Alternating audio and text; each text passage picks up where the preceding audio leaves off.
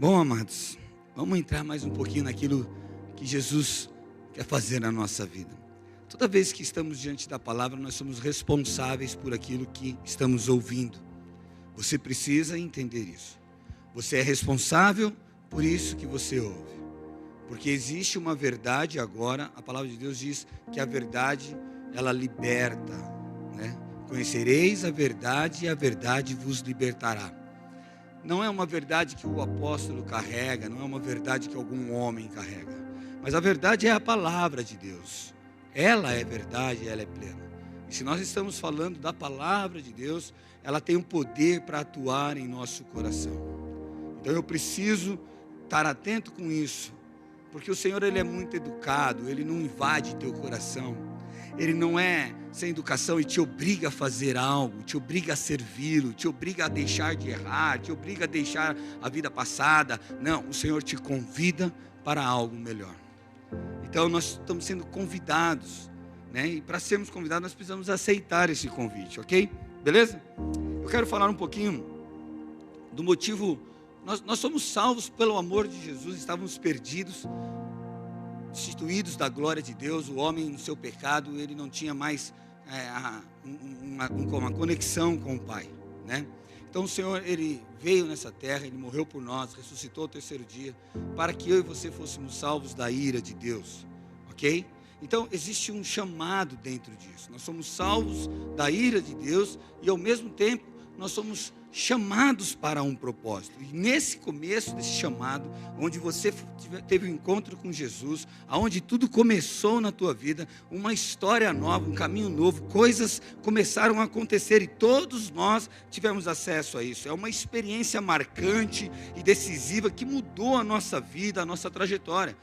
Nós andávamos de um jeito, de uma maneira, e quando encontramos a Jesus, quando entendemos esse chamado, nós começamos a caminhar de uma forma totalmente diferente, né? Nós sabemos e conhecemos alguns homens na Bíblia que tiveram a vida transformada, que entenderam essa questão do chamado. Por exemplo, José, né, que pelo seu chamado, pelo sonho, ele sofreu, padeceu, passou por lutas diversas, porém, no final da sua caminhada, ele viveu o melhor de Deus. Nós temos a história de Abraão, que abriu mão da sua parentela, que escolheu ouvir a Deus, que escolheu acreditar e confiar em Deus, abriu mão do conforto, abriu mão de uma vida talvez muito confortável, para ser um peregrino em numa terra distante, desconhecida. Então nós vemos pessoas que realmente tiveram um chamado. Por exemplo, Moisés, ele estava num palácio, ele era um príncipe, né, de Faraó ali, e ali foi, de um certo momento ele encontra a verdade no coração dele,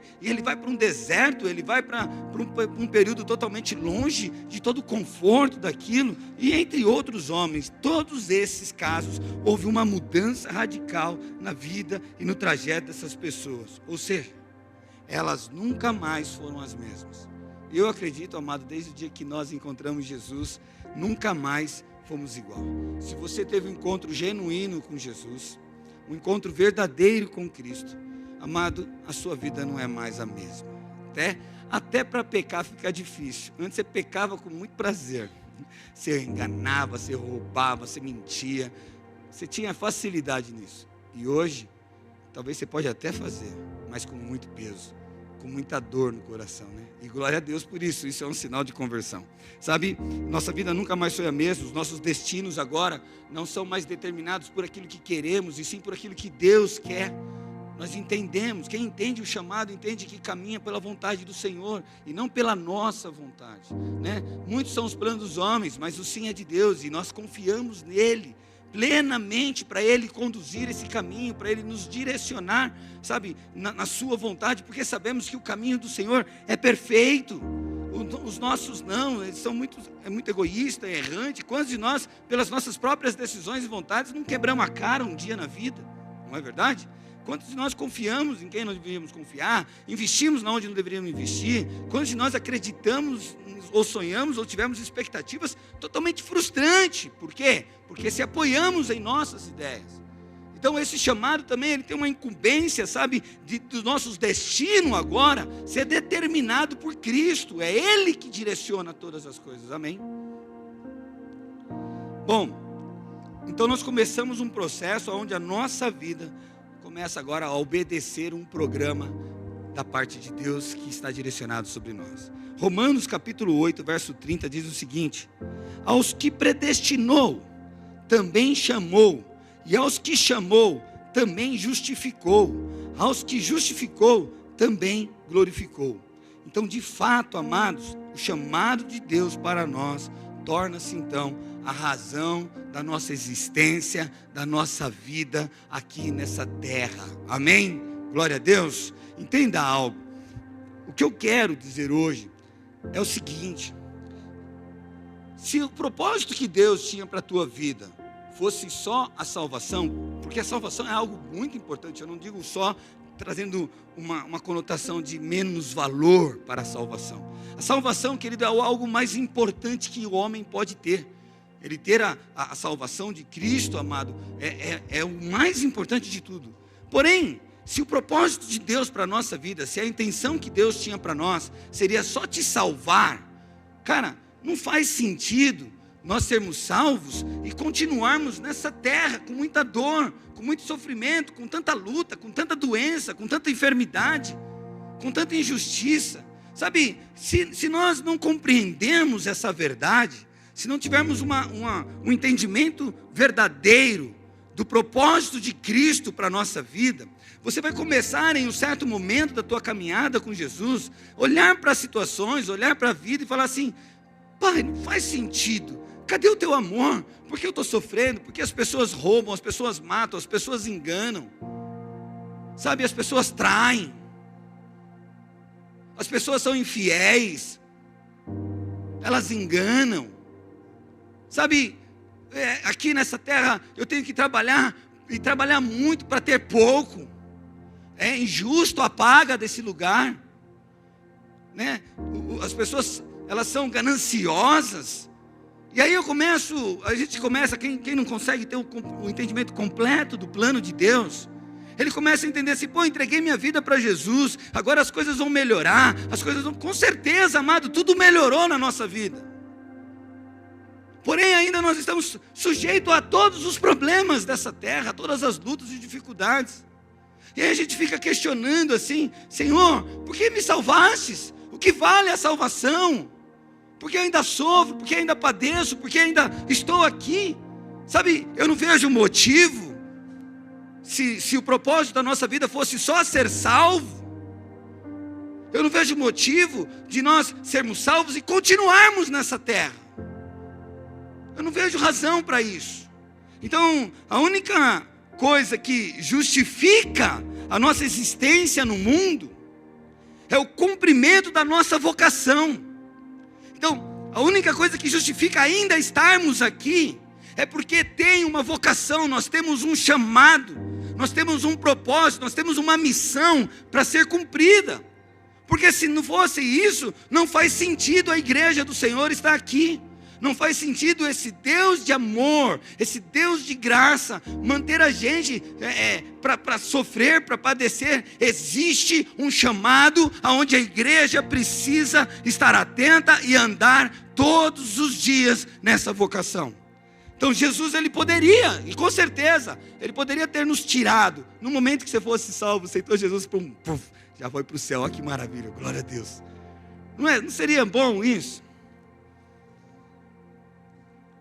Então, se eu não compreendo a outra parte do processo, eu começo a ter uma impressão, um sentimento distorcido da vontade de Deus, e que se realmente esse Deus é tão bom como ele disse,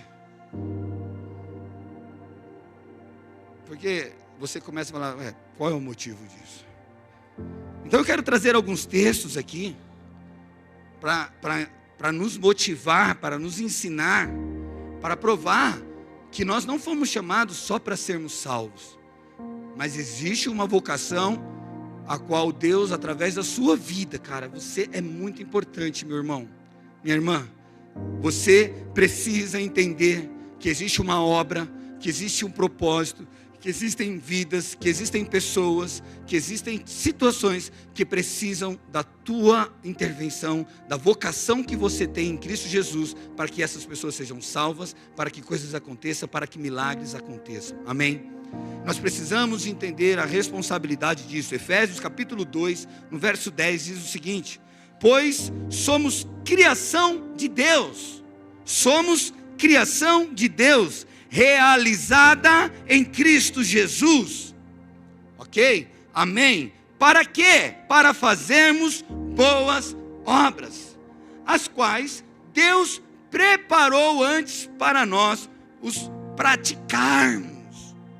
Então, amado, primeira coisa que nós precisamos entender, esse versículo indica que nós somos criados com um propósito. Deus te criou para um propósito. Ele te salva da ira, porém Ele te conecta ao propósito que você nasceu para ser criado. Ou que você foi criado para viver. Fica melhor assim.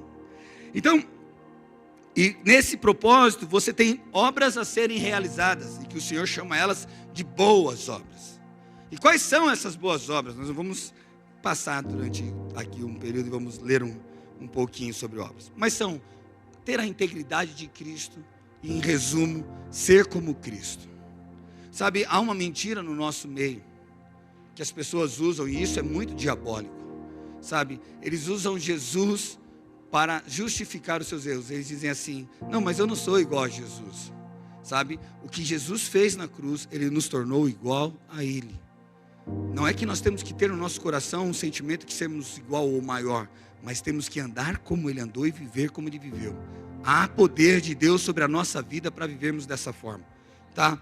João 17, verso 15 diz o seguinte: não peço que os tires do mundo. Olha que interessante. Então aqui a gente já começa a entender que o Senhor tem um interesse em nós neste mundo. E o mundo aqui, Ele está dizendo deste mundo caído, dessa cultura, da podridão, de tudo isso. Então o Senhor diz assim, Ele orando ao Pai, Jesus orando ao Pai, diz assim: não peço que os tires do mundo, mas que os livre do mal. Eles não são do mundo, como também eu não sou. Santifica-os na verdade, a tua palavra é a verdade. Assim como me enviastes ao mundo, eu os enviei ao mundo. Então, a primeira coisa que nós precisamos entender é que Jesus ora ao Pai pedindo para que os seus discípulos permaneçam no mundo para cumprir a sua missão, em vez de serem retirados deste mundo. Olha só, talvez você não entenda, mas se somos salvos, se nós temos essa graça sobre nós, se eu e você temos acesso ao coração do Pai, foi porque um dia o Pai enviou o Filho a este mundo, e para cumprir um propósito. Jesus veio a essa terra e cumpriu o seu propósito, e agora Ele está dizendo para o Pai: Pai, não tira. Sabe por quê? Porque outras pessoas precisam também acessar essa verdade. E se por meio de um veio esse propósito ao meu coração, amado, eu e você não fomos salvos por um anjo que apareceu e falou o evangelho para nós. Não foi algo espiritual, um fantasma, uma voz no ouvido. Alguém pregou a palavra de Deus para você.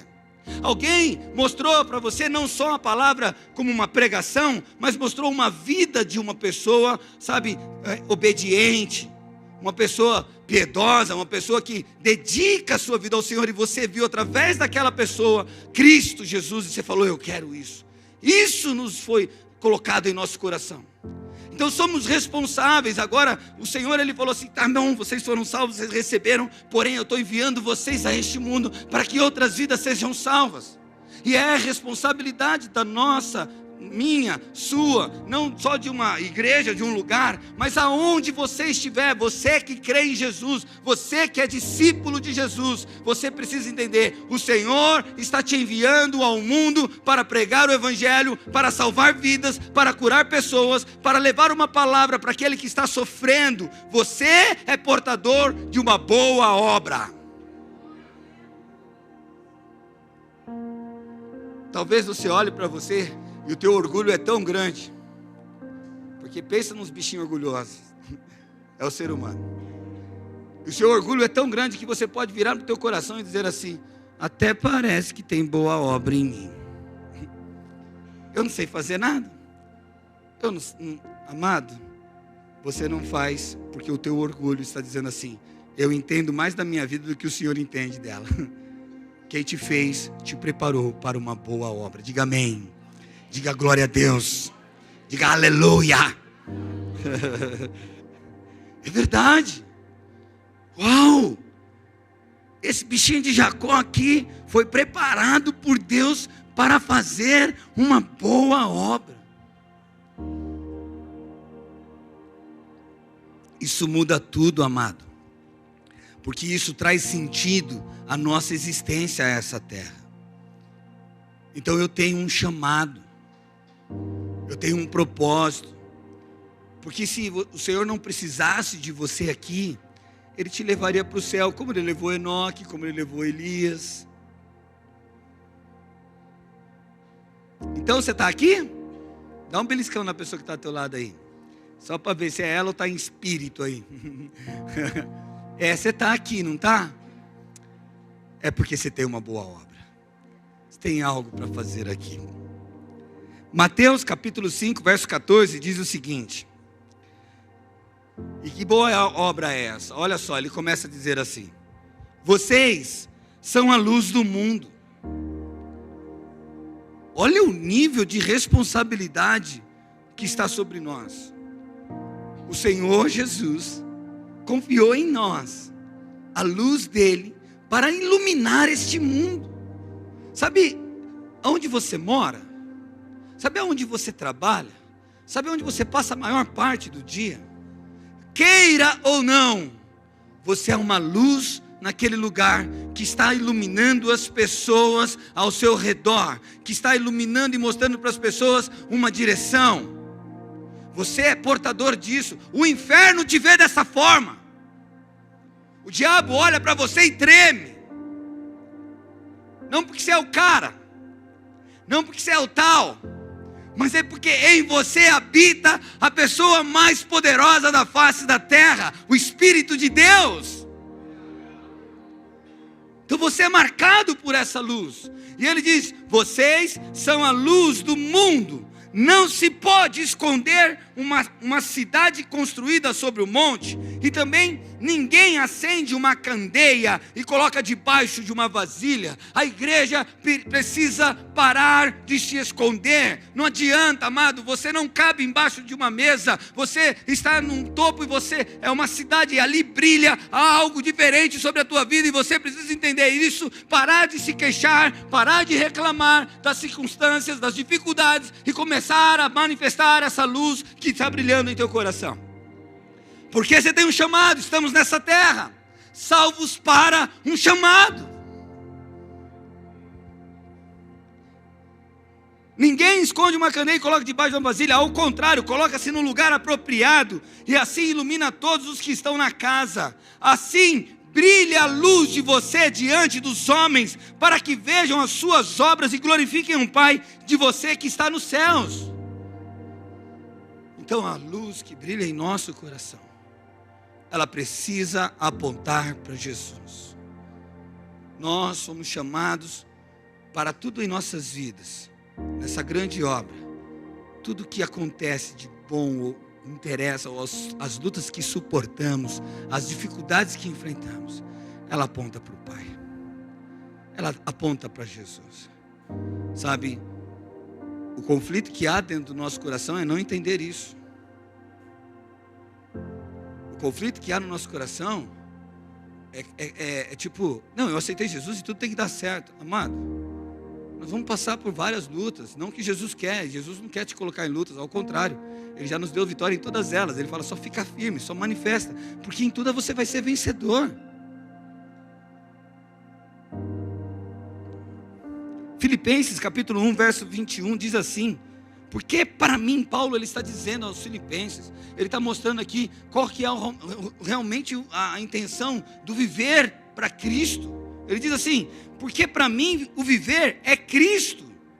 Se ele vive, ele quer viver com Cristo, ele quer viver para Cristo. E o morrer para ele está dizendo, o morrer é lucro. né? Se porém o viver na carne resulta para mim em fruto do meu trabalho, então ele está dizendo assim, se eu entendo que eu estou nessa terra, estou trabalhando, estou lutando, estou levando o evangelho, estou vivendo essa vida piedosa, de bondade, de justiça, de retidão, eu sou uma pessoa fiel, eu sou um homem verdadeiro, eu sou uma pessoa que anda na justiça de Deus, eu não falo mentiras, eu ajudo o próximo, eu estou ali contribuindo com o reino, aonde eu estou vivendo, aonde eu vou andando, eu sempre tenho essa questão bem resolvida dentro do meu coração. Ele está dizendo isso, que esse é o trabalho. Eu trabalho aqui, eu fazendo isso para mim, eu adquiro lucros. Por quê? Porque nós estamos vivendo, querido, uma vida querendo ser salvo nessa terra, porque nós queremos ajuntar tesouros nessa terra, nós queremos ajuntar valores nessa terra, nós queremos ser reconhecidos nessa terra. E hoje mais ainda essa síndrome de ser reconhecido, de ter o valor, de ter o seu nome em status, de ter seus likes da vida, amado, está mais notório. E mais propenso nós estamos a querer se aparecer. Então, quais são os nossos sonhos? Quais são os nossos propósitos? Para onde eles estão apontando? Será que eles apontam para a terra ou eles apontam para o céu? Né? Você está aí, você quer construir família? Deus não quer que você construa família? Claro que Deus quer. Ok? Mas quantos ainda não arrumaram namorado e não param de pensar no namorado? Ou na namorada? Quantos já estão no 5º casamento e não perceberam que tem que aprender a descansar? Que não adianta você arrumar mais um. Precisa arrumar o teu coração. Você precisa ter Deus como o único propósito da tua vida. Depois essas coisas são acrescentadas. Você precisa entender o teu propósito nessa terra como reino. Jesus falou isso em Mateus 6, falando sobre o reino. Buscar em primeiro lugar o reino de Deus e a sua justiça. E o que é buscar em primeiro lugar o reino de Deus e a sua justiça, amado? O reino de Deus é um reino de paz, é um reino onde não há doenças, não há enfermidades, não há pecados. Quando nós buscamos o reino de Deus, não é nós estamos na igreja, servindo a igreja. Não, eu sou igreja lá fora. Lá fora eu carrego o poder de Deus, eu curo pessoas. Lá fora eu carrego o poder de Deus e eu liberto pessoas das garras de Satanás. Lá fora eu carrego a sabedoria do Espírito Santo e eu sou aquele que conselho as pessoas a verdade da palavra. Você é essa pessoa. Nós precisamos entender que temos o ministério da reconciliação. Você carrega um poder, amado, de falar uma simples palavra, que seja Jesus te ama para alguém, é o suficiente para salvar aquela pessoa e reconciliá-la novamente a Cristo. Então, se existe um motivo de nós estarmos nessa terra, é um cumprimento de um chamado de uma boa obra. Paulo ele está falando isso. Eu entendo isso, eu compreendo isso. Ele está dizendo, olha, se eu vivo aqui nessa terra, eu estou produzindo. A todo momento eu estou fazendo a obra que o Pai me enviou a fazer. Eu vejo uma oportunidade, eu quero mostrar para a pessoa que eu sou bom. Não porque eu sou bom, mas porque Jesus me faz ser bom.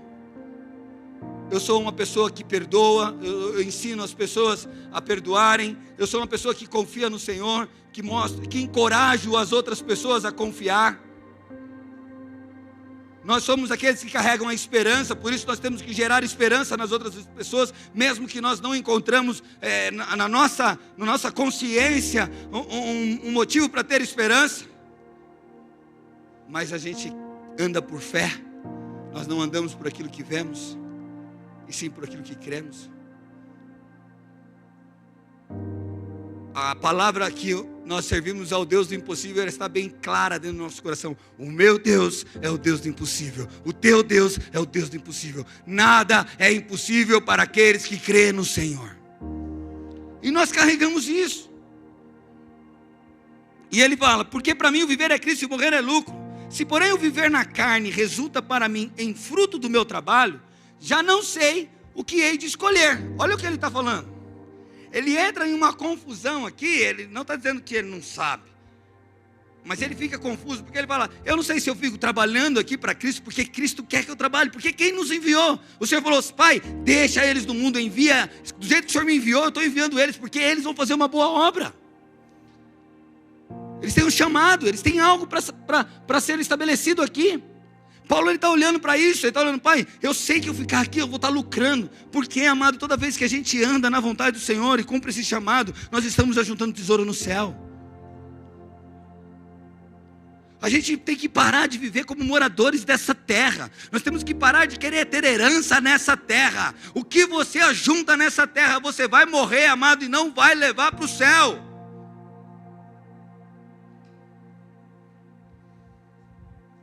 Mas o que você faz nessa terra que aponta para o céu, lá ninguém vai tirar de você.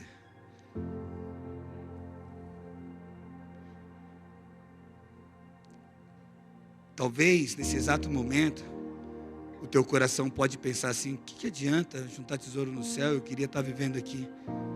Eu queria estar vivendo o melhor aqui. É que você não entendeu ainda. A luz de Jesus está abrindo teu coração nessa noite. O Espírito Santo vai mudar isso nessa noite em teu coração. Porque não há bem maior do que servir e estar com Ele. Então Paulo, ele fala assim, eu não sei mais agora, eu não sei o que eu escolho, eu não sei se eu escolho ficar ou trabalhar, mas olha só o que ele conclui e como ele conclui. Ora, de um ou de outro lado, estou constrangido, tendo desejo de partir e estar com Cristo. Claro, eu tenho esse desejo e você também tem, é muita luta aqui. Pô, acordar cedo amanhã vai ser osso, cara. Não sei se no céu nós vamos ter que acordar cedo. Eu acho que lá nós nem vamos dormir, né? Beleza? Porque lá não tem noite, então lá não dorme. Você gosta de dormir, então você não vai para o céu, amado. Brincadeira, lá você vai ficar vidradão. Bom, calma, não é só isso, calma. Vamos para o céu comigo que vai ser benção. Calma aí, não fica desesperado não. Ele fala assim, tendo o desejo de partir e estar com Cristo, o que é incomparavelmente melhor. De fato, amados, se formos arrebatados, fomos levados, glorificados e estarmos com Cristo, é incomparavelmente melhor. Mas olha o que ele diz assim, mas por causa de vós, é mais necessário permanecermos na carne, nessa terra. Amado, ele está falando aqui por causa das pessoas, por causa que esse evangelho tinha que chegar para nós. Paulo, por ele falar assim, olha, por causa que ele vê lá no ano 2024, no dia 26, hoje 27, 28, estou atrasado, 28 de julho, existiam um povo reunidos que precisava conhecer essa verdade e como eles iam ouvir se não tem quem pregue isso? Então, por causa de nós, Paulo entende então que melhor é ficar na carne. Então, por causa de muitos que virão através das nossas vidas, nós entendemos então o propósito que Deus ainda permanece mantendo a gente nessa terra. Então agora eu não fico só de mãos abanadas, do tipo esperando as coisas acontecer. Eu começo a entender que eu tenho um chamado, eu tenho um propósito, e eu preciso caminhar nisso. Eu preciso, amado, sabe, talvez você não consiga entender isso, mas quando você dobra o teu joelho na tua casa para orar por alguém que você nem tem o nome desse alguém, você está ali liberando uma palavra para salvar uma vida. Talvez você nunca será conhecido no meio dos evangélicos. Você nunca terá um nome do tipo, olha, a irmã da oração, o irmão que pregou, que não sei o quê. Mas amado, nós seremos conhecidos, restituídos no céu. Nós seremos aqueles que transformamos vida, história de pessoas nessa terra. Talvez você não ora, talvez você não tenha feito essas coisas, mas você é fiel nas ofertas, é fiel no dízimo. Sabe o que você está fazendo? Você está contribuindo para que vidas sejam salvas, para que essa palavra continue sendo propagada. Nós precisamos entender que a obra que o Senhor colocou na nossa vida, tudo o que você está fazendo tem um sentido e um significado e é importante para Cristo. É valioso.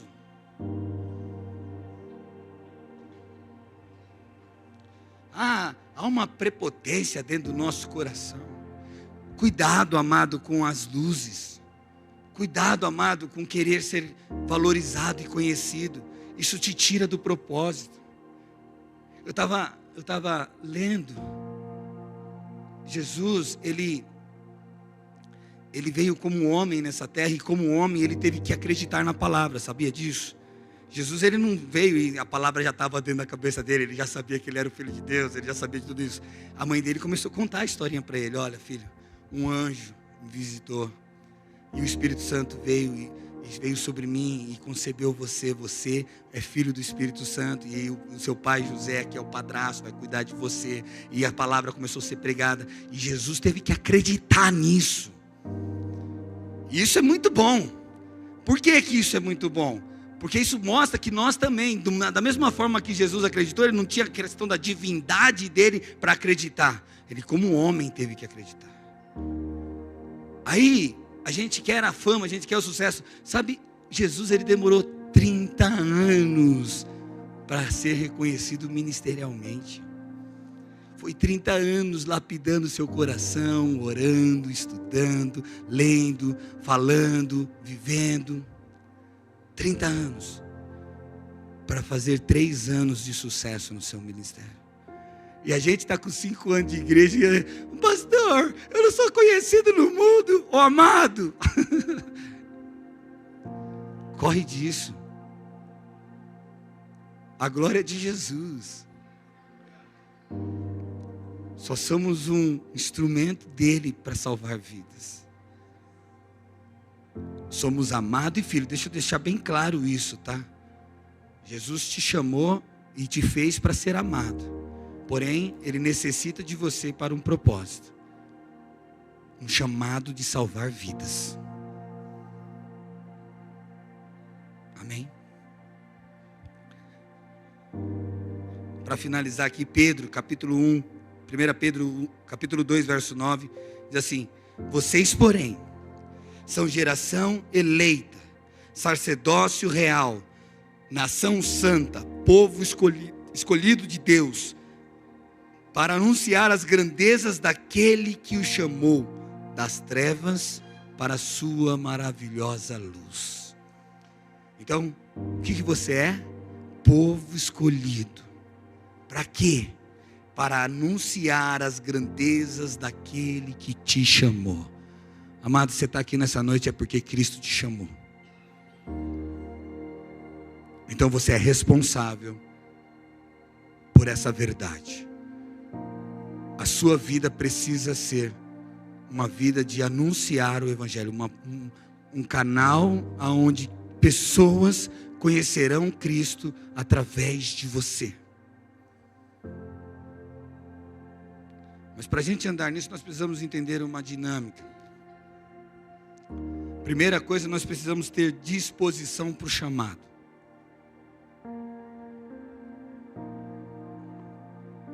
Você já ouviu um texto dizendo assim: muitos foram chamados, poucos foram escolhidos. A questão da escolha não tem a ver com a capacidade, tem a ver com a vontade de disposição. Porque a capacidade, como o Senhor falou, Ele fez a boa obra, o interesse é dEle, sabe? Se Ele te chamou, Ele vai te dar recursos, Ele vai se sustentar, Ele vai colocar na tua boca as palavras que você tem que falar.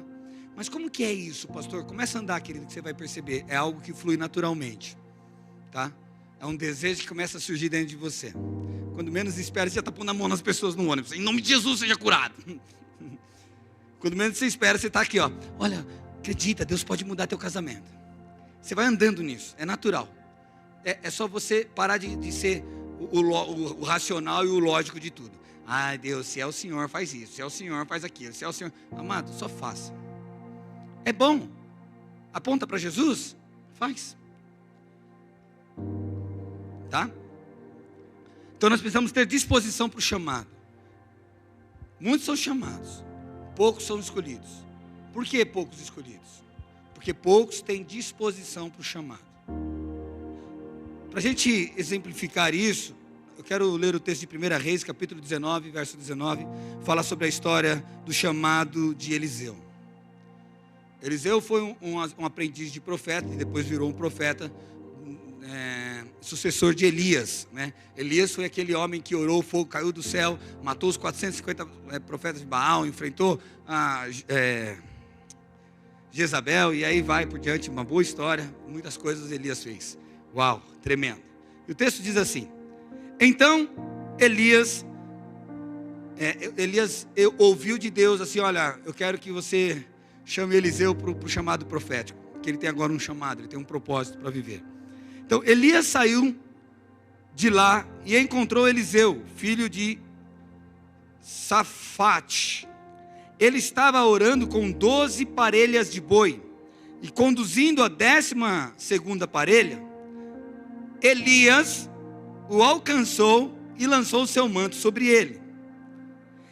Eliseu deixou os bois e correu atrás de Elias. Deixa-me dar um beijo de despedida no meu pai e na minha mãe, disse, e então, irei contigo. Vá e volte, respondeu Elias. Lembre-se do que fiz a você. Eliseu voltou, apanhou a sua parelha de bois e os matou. Queimou o equipamento de arar para cozinhar a carne, ou fazer um churrasco da carne, e deu ao povo. E eles comeram. Depois levantou-se e partiu com Elias, tornando-se o seu auxiliar. Cara, isso aqui eu vejo um chamado muito louco. É algo, assim, uma cena de filme, que a gente pode colocar assim, efeitos especiais aqui e ficar diferente. Mas eu acredito que nós tivemos esse chamado muito louco. Do nada, um dia você está andando, eu não sei você, mas comigo foi assim. Um dia eu estava lá, muito louco, na quebrada, cheirando, usando droga, e de repente, do nada, alguém falou: cara, vamos para a igreja, tipo assim, me segue. Alguém jogou algo sobre a minha vida, e eu fui na igreja, cara, naquele dia doidão, e naquele dia, Jesus me visitou meu coração, um amor me tomou, algo me transformou, que eu falei: cara, eu não quero mais ser isso, eu estou agora disposto para esse chamado. Eu entendi o meu chamado, eu entendi aquilo que Deus queria comigo. Se você ver o texto, Elias, ele pega e ele recebe uma direção de Deus, ele vê Eliseu lá trabalhando, o cara está empurrando um carro de arar a terra, e um monte de mais 11 boi para um lado, empurrando, pensa, um sol ardente, todo suado. E de repente vem um profeta doido, cara, um homem de Deus, sabe, um irmão do manto, ou uma palavra dessa, vindo de encontro ao teu coração, querido. Você veio aqui, você está talvez aí, fui lá na igreja hoje, de chapéu, atolado aqui. Mas Deus está falando ao teu coração, te chamando. E Eliseu trabalhando. E de repente vem Elias, do nada por trás assim, e joga a capa, pum. E pega a capa de volta e vira e vai embora. Não fala nada.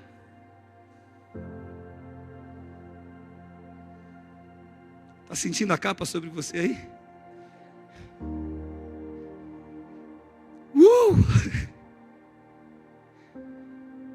É algo, querido, que não tem explicação. Viver com Deus, essas loucuras acontecem. E nós temos que estar, sabe, dispostos a experimentar e andar nisso. Então Elias está trabalhando, Eliseu está aqui. Pum, sobre ele. Uau. Ele não fica assim: quem me bateu? Quem é o louco? Quem não sei o quê? Não, ele não começa a medir as coisas. Ele sente que naquele chamado existe a presença de Deus. Ele sente um toque de Deus. Ele sente algo de Deus. E quando aquela capa toca em Elias, Eliseu, que sai, Elias cheio da glória ali, cheio de Jesus, corre atrás. Eu quero isso. Espera. E eu acredito que foi assim na nossa vida. Eu acredito que quando essa unção, essa revelação quebrou as paredes, as cadeias do nosso coração, a escuridão, as trevas que eu e você vivia um dia, foi no dia que você se converteu, foi no dia que você entendeu que você tinha que entregar a sua vida para Jesus. Cara, a gente abriu mão, a gente falou: cara, eu quero isso. Há um rompimento aqui. Eliseu corre atrás de Elias e fala: eu preciso despedir dos meus pais. Mas esse despedir dos pais não é igual àquele que Jesus também, foram os discípulos falar para Jesus: eu preciso enterrar os meus pais. E Jesus falou assim: deixa que os mortos enterram mortos. Sabe o que ele estava falando? Calma aí, Jesus, eu tenho ainda muita coisa para fazer aqui. Eliseu falou para Elias assim: eu preciso despedir dos meus pais. Sabe o que é isso que ele está falando? Ele está falando assim: pai, é o seguinte, eu estou indo embora. Eu recebi algo sobre a minha vida, e talvez nunca mais a gente vai se ver. Algo novo vai começar na minha vida. Eu tenho um propósito novo, amado. E se nós não tivermos disposição para o chamado, muitas coisas que as nossas parentelas colocou dentro do nosso coração vai nos atrapalhar nesse chamado. Eliseu, ele não só despede dos pais, mas sabe o que ele faz? Ele queima os carros, e ele mata os bois e assa todo boi. Sabe por quê, amado? Aquilo era o sustento dele. Aquilo era a única coisa que podia trazer de volta, sabe, Eliseu para o passado. Muitos de nós temos servido ao Senhor, temos amado a Jesus, sabemos, e é de verdade. Mas tem muita coisa lá atrás que ainda nos prende, que a gente não queimou, que a gente não destruiu. Tem muitos sentimentos lá, que se você não queimá-los, se você não abandoná-los, sabe, você vai caminhar com Cristo, mas sempre olhando para lá. É como a nossa vida, nós entregamos a nossa vida para Jesus para sermos salvos. Aí de repente você começa, por não entender o chamado, você começa a ver as dificuldades, você começa a ver as lutas, você começa a ver que teu casamento não está indo tão bem, você começa a ver tua vida financeira não dá certo, você começa a perceber, e aí você está olhando assim, pô, mano, era diferente se eu fizesse do meu jeito. Você começa a olhar para trás. Você esquece, sabe, que você foi para um chamado, que você está andando para um propósito, que tuas marcas curam pessoas, que a tua dor transforma outras vidas, que a sua permanência na fé faz com que os milagres aconteçam. Por quê? Porque não tem mais nada que nos prenda lá. Nós só temos um alvo, nós só temos um caminho, e é Jesus. Quando Eliseu entende o chamado, ele fala assim: olha, tudo aquilo que compete com o meu Senhor, eu vou queimar. Tudo aquilo que um dia pode me tirar da presença de Jesus, eu não quero mais. Então, amados, se tem coisas acontecendo na sua vida, que ainda te entristece, que ainda te faz questionar por que você está nessa terra, por que você está sofrendo tanto, é porque você não queimou coisas que precisavam ser queimadas. Você entendeu? Jesus entrou no teu coração, a luz está brilhando dentro de você. Porém, há uma guerra entre você olhar para trás e você caminhar para o chamado que Deus tem para você.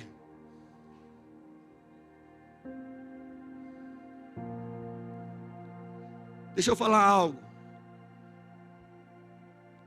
Tudo que na tua vida compete com o Senhor, você tem que ter uma disposição muito rápida, uma fração de segundos para decidir. Porque se você ficar namorando com isso, se você ficar fletando, deixa eu te falar, você vai cair, cara. Você vai falhar. Sabe quando você faz uma promessa para Jesus? Ah, pai, eu vou ficar sem fazer isso, eu vou ficar sem fazer aquilo, se o Senhor me der isso, eu te dou isso. Sabe, essas barganhas que a gente tem com o Senhor? E geralmente, cara, a gente falha em quase todas. Tudo que você prometeu, você não conseguiu cumprir. Sabe por quê? Porque você tem coisas para ser queimado ainda.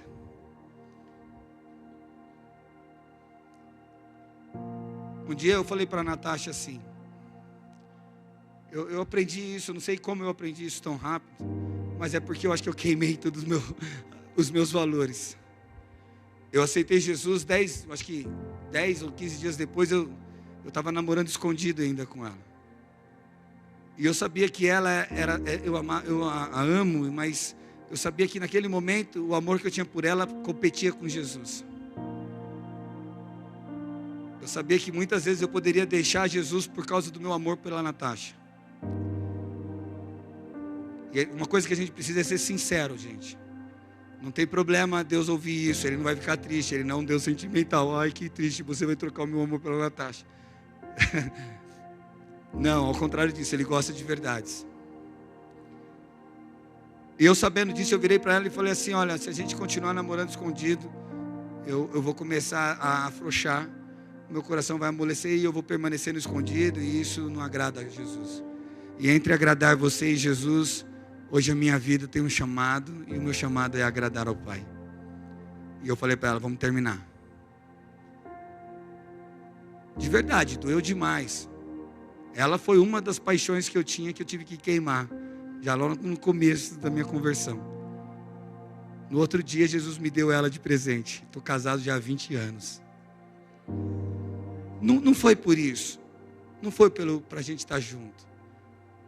Foi simplesmente porque eu não quero nada na minha vida que compete com Jesus. Eu virei para ela e depois disso, nas nossas conversas de adulto, de relacionamento, um acordo que nós temos é o seguinte: eu não posso ser alguém que compita com o amor de Jesus no coração dela. Eu nunca posso entrar em competição com Cristo para ver se ela fica com Cristo ou comigo. Então, se ela decide fazer algo para Jesus e por Jesus, eu saio fora da jogada. Primeiro é Jesus na vida dela. Eu facilito isso para ela, da mesma forma ela facilita isso para mim. E fica uma dica para os casais aqui.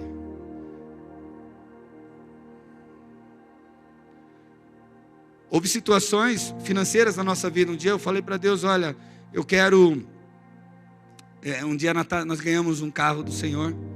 E a Natasha falou assim, ó: Deus, para provar que o Senhor é aquele que deu esse carro e sempre vai dar as nossas necessidades, todas o Senhor vai suprir. Quando eu terminar de pagar esse carro, eu vou abençoar alguém, eu vou dar a ele, para só declarar que eu creio que isso veio das tuas mãos e não das minhas. E beleza, passou os anos, a gente quitou o carro. E quando quitamos o carro, nós estávamos cheios de dívidas. E se nós vendêssemos o carro para pagar as dívidas, a gente resolvia os problemas, se desafogava, ainda conseguia comprar um carrinho melhor, menorzinho, mais baratinho. E estava tudo bem. Mas nós tínhamos um propósito, nós tínhamos um chamado, nós tínhamos uma palavra.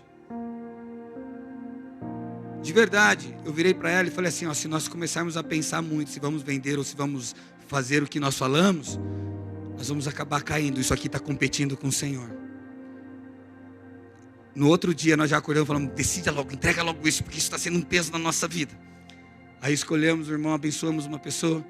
E cara, você acha que mudou no outro dia? Chegou o carro? Não chegou, demorou 9 meses para chegar um outro carro. Fomos andando a pé, emprestado, para cima e para baixo. Há pouco tempo atrás, o ano passado, retrasado eu acho. Não é por receber, querido, é porque na nossa vida não pode ter nada que compete com Deus. Você está ouvindo isso? Você tem um chamado, mas para você cumprir esse chamado, você vai ter que romper com tudo aquilo que te atrai, que te tira do foco. E você, para romper, querido, é uma disposição tua. Não é algo que você vai, ai, que alegria de fazer isso. Não. É uma decisão. Isso te leva para o próximo nível. Isso te leva a viver aquilo que Cristo te chamou para viver. Posso ouvir um amém?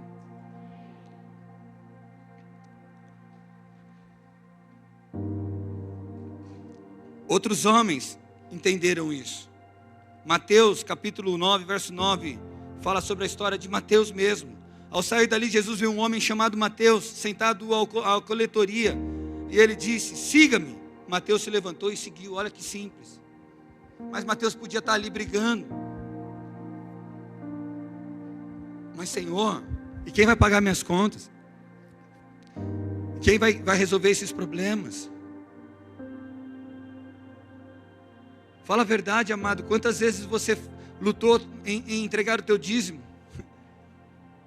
A tua oferta? Quantas vezes você brigou com isso? Mas Senhor, se eu der eu não como, se eu der eu não pago, se eu der eu não...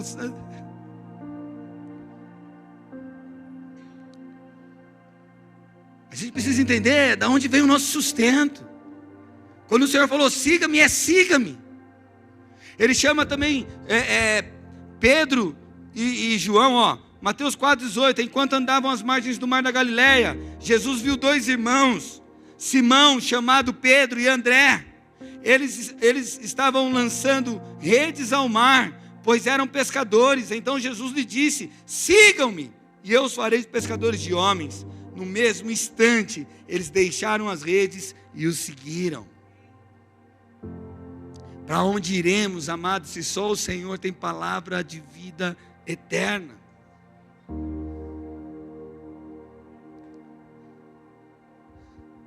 Nós falamos coisas bem dinâmicas, mas o processo todo, ele começa como algo sobrenatural, e Isaías deixa esse assunto bem claro. Abra comigo Isaías capítulo 6, verso 1, nós estamos indo para o final.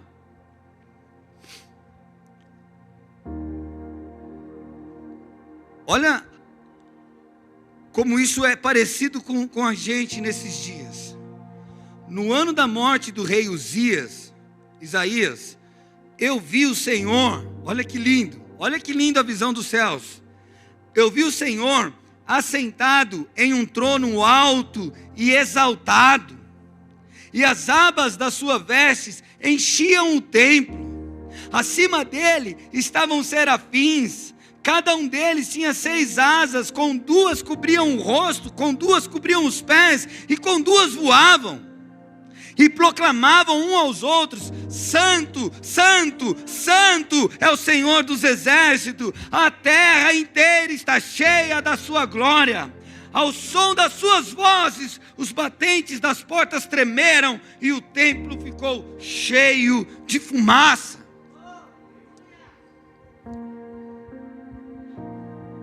Sabe o que isso mostra? É que quando nós estamos diante da glória de Deus, imagina, Isaías ele teve que ter uma visão celestial. Ele viu a verdade se revelando a ele. Ele viu um ser, onde ele tinha 3 asas, uma cobria os olhos, a outra as pernas, a outra voava. Ele viu a casa cheia da fumaça, uma presença notória de Deus. E amado, isso aconteceu com a gente, não mais desta forma, desta visão, porém nós recebemos o Espírito de Deus. Há uma verdade, há agora nesse momento uma unção tocando o teu coração, essa glória deslumbrante está agora tocando a tua vida, te confrontando, te mostrando que você está diante de um Deus Todo-Poderoso. Naquele dia que eu encontrei Jesus, foi como se esse céu tivesse aberto sobre mim, eu não enxergava mais nada ao meu redor. Eu só chorava e eu só queria mais dele, eu queria estar perto dele, eu queria ele com todas as minhas forças. Por quê, amado? Porque a santidade do Senhor nos atrai, a glória do Senhor nos atrai. Nós somos atraídos quando percebemos, sabe, a sua glória, a sua santidade. É nesse lugar que Isaías estava. E quando nós estamos nesse lugar, um confronto começa a acontecer dentro de nós. No verso 5, Isaías começa a dizer então gritei: ai de mim, estou perdido, pois sou um homem de lábios impuros, e vivo no meio de um povo de lábios impuros. Os meus olhos viram o Rei, o Senhor dos exércitos. Sabe, esse é o único lugar aonde de verdade nós reconhecemos o quão falhos somos. Quando Isaías ele tem um encontro com Jesus, ele percebe: cara, o que eu estou fazendo da minha vida? Eu sou um homem de lábios impuros, vivo no meio de pessoas impuras. Ai de mim. E de verdade, amado, eu lembro muito bem no dia que eu me converti, e esse sentimento ele dominou meu coração. Ele disse: Senhor, quem sou eu? Tanta falha dentro de mim, tanto erro dentro de mim. O que o Senhor quer comigo? Talvez você está aqui ouvindo isso, e você entende do chamado, entendeu de tudo isso, mas você esqueceu do que é estar diante dessa presença poderosa. E você talvez está vendo tudo isso e está falando: Senhor, eu não consigo mais andar nisso, eu não consigo mais viver dessa forma. No começo foi muito belo, no começo eu caminhei, mas eu deixei de queimar coisas, deixei coisas para trás e que me atraíram de volta, e eu estou aqui de novo nesse mesmo lugar.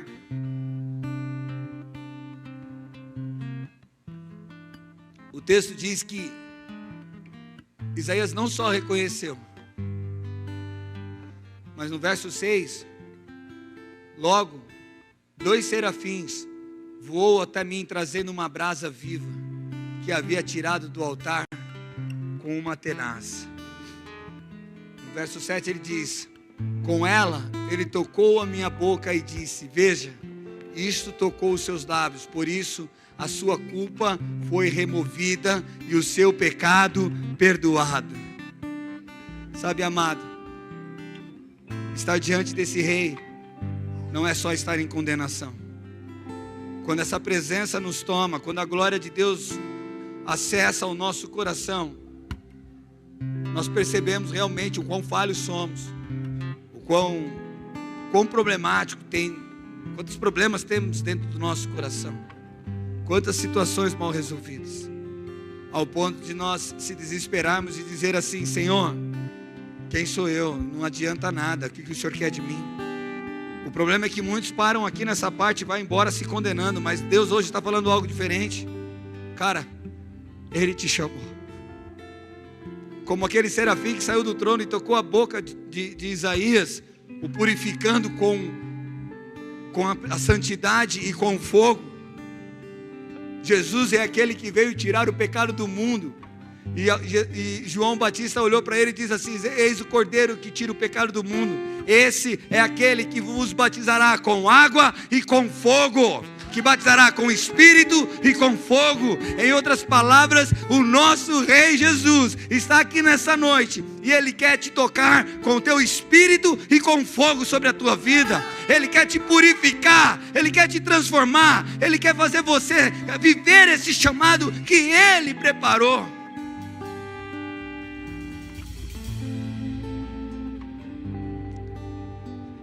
A obra é dele, a obra é do Senhor. É Ele que nos capacita, é Ele que nos perdoa, é Ele que faz a diferença em nossa vida, amados. Uma coisa você não pode nunca dizer: que Jesus só apontou os seus erros, que Jesus só apontou suas falhas. Não. Ele não só, Ele te mostrou, porque diante da luz, querido, tudo que é sujeira aparece. Se você olhar para o chão agora, você não vê nenhuma sujeirinha. Está meio escurinho aí, né? Mas se acender a luz, você começa a ver alguns defeitos. E a mesma coisa é a presença de Deus. Quanto mais perto nós estamos dEle, mais coisas aparecem em nossa vida para sermos transformados. Mas Ele é aquele que transforma, Ele é aquele que opera o milagre, Ele é aquele que derrama do seu fogo, sabe, te purificando todos os dias. Então a obra é com Ele. Isaías agora purificado, transformado, se sentindo agora digno de estar na presença, e eu quero que você sinta essa unção sobre a tua vida. Você é digno de estar diante de Jesus, amém? No verso 8,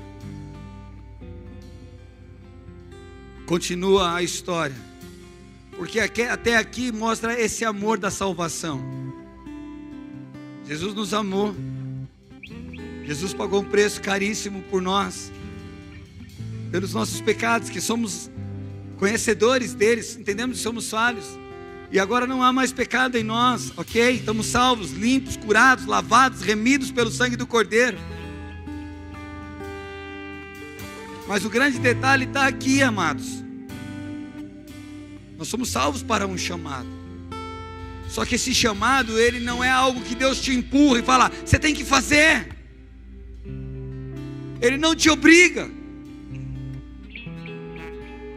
Ele não faz você fazer contra a vontade dEle. Ele te limpa, Ele te prepara, Ele te faz capaz. E é o que você precisa sentir nessa noite. Mas olha o que Ele fala agora para aqueles que querem viver o chamado. Então ouvi a voz do Senhor conclamando, gritando: levantando um pedido: a quem enviarei? Quem irá por nós? Porque o chamado não é algo que Deus obriga, querido. Você vai ser salvo, você vai para o céu, isso nada vai impedir. Mas você precisa entender que Deus está gritando agora: quem enviarei? Quem nessa noite